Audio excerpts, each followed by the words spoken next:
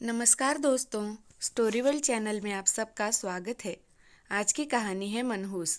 आइए सुनते हैं कहानी को। रागिनी बहुत खुशी खुशी अपनी भाभी आरोही की पैकिंग में मदद कर रही है। कब से उसकी नज़र भाभी के बड़े से कमरे पर है और उनके रहते ये कमरा उसका नहीं हो सकता था।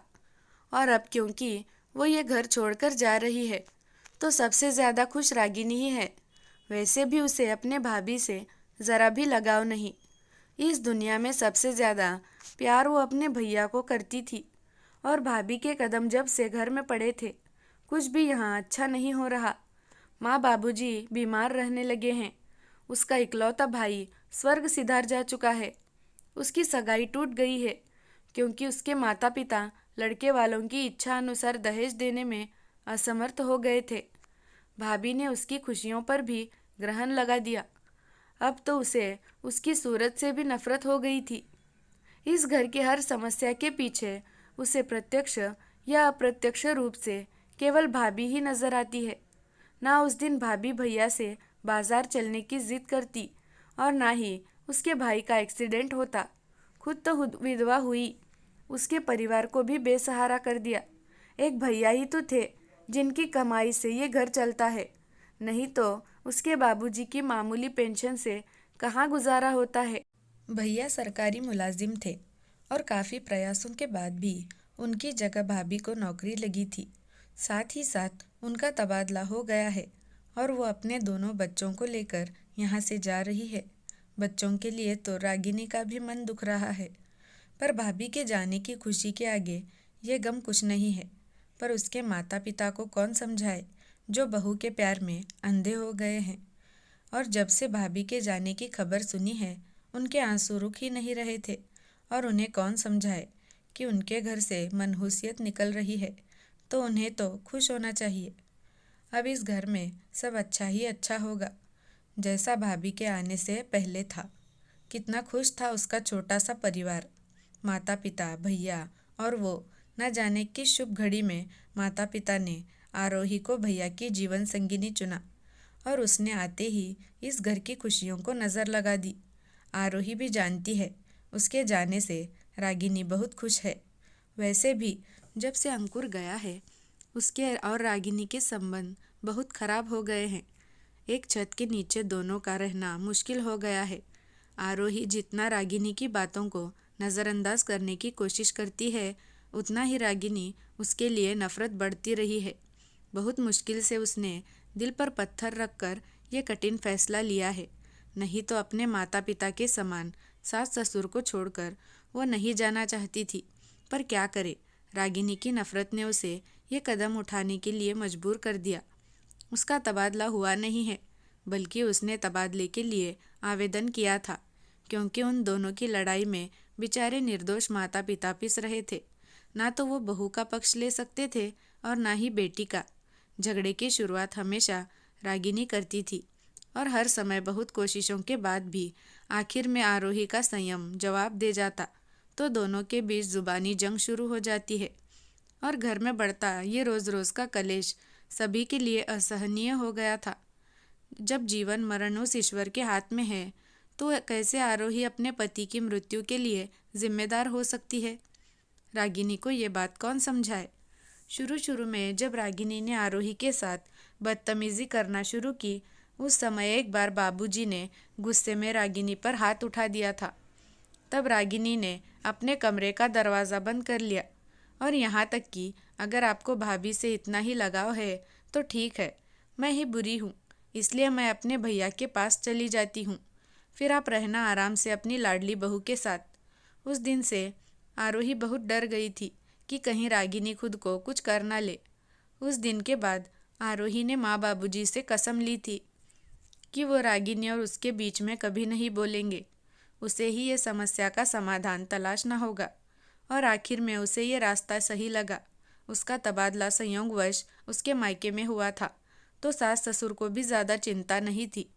तब तक रहने की कहीं और व्यवस्था नहीं हो जाती, तब तक आरोही मायके में ही रुकने वाली थी। इधर आरोही घर से गई, उधर रागिनी ने अपना सामान समेटना शुरू कर दिया। माँ ने पूछा, तू कहीं जा रही है जो ये सारा सामान इकट्ठा कर लिया है? रागिनी उत्साह के साथ बोली, माँ, मैं भाभी के कमरे में शिफ्ट हो रही हूँ। वैसे भी ये छोटा सा कमरा मुझे बिल्कुल पसंद नहीं। भैया के शादी से पहले भी तो मैं उसी कमरे में रहती थी। भाभी का बचा कुचा जो सामान है उसे स्टोर रूम में रख दूंगी। माँ बोली, पर तुम्हें उस कमरे में जाने की इजाज़त किसने दी? रागिनी हैरान होते हुए बोली, अपने ही कमरे में जाने के लिए कैसी इजाज़त माँ? क्या तुम नहीं जानती वो कमरा मेरा है और केवल अपने भैया के लिए मैंने वो कमरा खाली किया था। माँ बोली, और जब तुम्हारी भाभी छुट्टियों में यहाँ आएगी तब वो कहाँ रहेगी? रागिनी लापरवाही से बोली, पूरा घर है, भाभी कहीं भी रह सकती है, पर अब मुझे मेरा कमरा वापस चाहिए। माँ ने नाराज़ होते हुए कहा, क्या मेरा कमरा की रट लगा रखी है? वो कमरा कभी तुम्हारा था, पर वो कमरा तुम्हारी भाभी का है। उसके यहाँ से जाने का अर्थ ये नहीं निकलता कि वो दोबारा फिर कभी यहाँ लौट कर नहीं आएगी, और ना ही उसके जाने से इस घर में उसका स्थान खत्म हो जाएगा। उसकी जो जगह है वो इस घर में यूं ही बरकरार रहेगी, और तुम इस घर में उसकी जगह नहीं ले सकती। हमारे सर पर ज़्यादा चढ़ने की कोशिश मत करो। तुम्हारे ही कारण आरोही यहाँ से गई है, ये तुम अच्छे से जानती हो। तभी पिताजी की आवाज़ आई, उस कमरे को भूल जाओ और अब तुम यहाँ से रवानगी की तैयारी करो। तुम्हारे लिए अच्छा सा वर ढूंढ लिया है, जल्द ही तुम्हारी शादी होने वाली है। रागिनी ने चिढ़ते हुए कहा, और शादी के लिए पैसा कहाँ से आएगा? अचानक से आपके पास पैसे का पेड़ हो गया है क्या, जो उस पर लगे पैसे तोड़कर मेरी शादी करवा देंगे? शादी तो मेरी कब की हो जाती अगर मेरे भैया जिंदा होते तो। उन्होंने कहा, भाई ना सही, अभी पिता तो जिंदा है। उन्होंने माँ को इशारा किया और माँ एक पोटली ले आई और उसे रागिनी को दिखाते हुए बोली, ये देख रागिनी। उन्हें देखकर ही समझ गई, ये तो भाभी के गहने हैं। माँ बोली, हाँ, जाने से पहले बहू ये सारे गहने मुझे देकर गई है और कहकर गई है, इन्हें बेचकर आप रागिनी की शादी की तैयारी कीजिए, बाकी पैसे की व्यवस्था मैं करती हूँ। तू कभी अपनी भाभी को समझ ही ना पाई। तुझे क्या लगता है वो यहाँ से चली गई तो क्या हम सबको यूं ही अकेला छोड़ देगी? नहीं, वो पहले की तरह ही अपनी सभी जिम्मेदारियाँ निभाएगी, और इसलिए हम भी अपनी जिम्मेदारी ज़रूर निभाएंगे। ये उसका कमरा है, इस कमरे में न जाने उसकी कितनी यादें बसी हैं, और अब तो यही यादें उसका जीवन भर की पूंजी हैं। तुझे ये कमरा देकर हम उसके साथ अन्याय नहीं कर सकते। जब भी वो अपने घर लौट आएगी इस कमरे को ऐसा ही पाएगी, और ये हम केवल उसके लिए नहीं, तेरे लिए भी कर रहे हैं। जब भी तू ससुराल से मायके आएगी तुझे भी तेरा कमरा ऐसा ही मिलेगा। हमारे मन में अपने दोनों बेटियों के लिए कोई फ़र्क नहीं।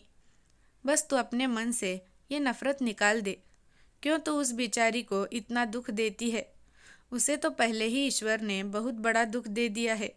तुझे तो उसका सहारा बनना चाहिए था, पर तू है कि उसका दिल दुखाने का कोई मौका नहीं छोड़ती। जब तेरा भैया तेरा ये व्यवहार देखता होगा तो सोचो ज़रा उसे कितना दुख होता होगा। हमारे लिए ना सही, अपने भाई के लिए ही सही, उसकी विधवा का कुछ तो सम्मान रख। पर रागिनी पर उनकी बातों का असर ना तो पहले हुआ था और ना ही अब होना था। माता पिता के विरोध को देखते हुए उसने भाभी के कमरे में जाने का विचार त्याग दिया, और भाभी के लिए नफ़रत और भी बढ़ गई कि मेरे माता पिता होकर उस मनहूस के लिए इतनी फिक्र। इधर जब आरोही मायके पहुंची तो देखा अब घर में उसके लिए कोई जगह नहीं रह गई है। उसका कमरा भाई भाभी के बच्चों को दे दिया गया है। 2 दिन तक उसका सामान माता पिता के कमरे में रखा रहा। बच्चे तो नाना नानी के साथ सो गए और उसे हॉल में सोना पड़ा। भाभी ने ये कहते हुए अपने बच्चों को अपने कमरे में सुलाने से इनकार कर दिया कि इससे हमारी प्राइवेसी भंग होगी, और बच्चों को भी समझा दिया कि किसी भी कीमत पर अपना कमरा ना छोड़े, नहीं तो बुआ यहीं पर बस जाएगी। जब महारानी को रहने में असुविधा होगी तो खुद ही जल्दी यहाँ से रवाना हो जाएगी। 3 दिन बाद ही आरोही ने अपने लिए मकान देख लिया, क्योंकि वो समझ गई थी माता पिता के दिल में तो आज भी उसके लिए बहुत जगह है, पर शायद इस घर में अब उसकी जगह मेहमान से ज़्यादा नहीं रही।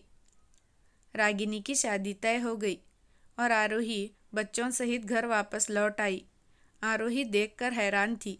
उसका कमरा बिल्कुल ही वैसा ही था जैसा वो छोड़कर गई थी। तो माँ ने पूछा, बहू देख ले, तुम्हारी जगह इस घर में आज भी ज्यों की त्यों है। आरोही को इसकी आशा नहीं थी। जब अपने घर में ही उसके लिए स्थान नहीं था तो ये तो ससुराल था। उसे तो लगा था कि यहाँ भी उसे मेहमान ही समझा जाएगा, पर समझ आया यही तो उसका असली घर है जहाँ उसकी जगह कोई नहीं ले सकता। उसकी आंखों से आंसू बहने लगे और वो अपनी सास के गले लग गई। तो दोस्तों, आज की कहानी आपको कैसी लगी कमेंट करके ज़रूर बताना। धन्यवाद।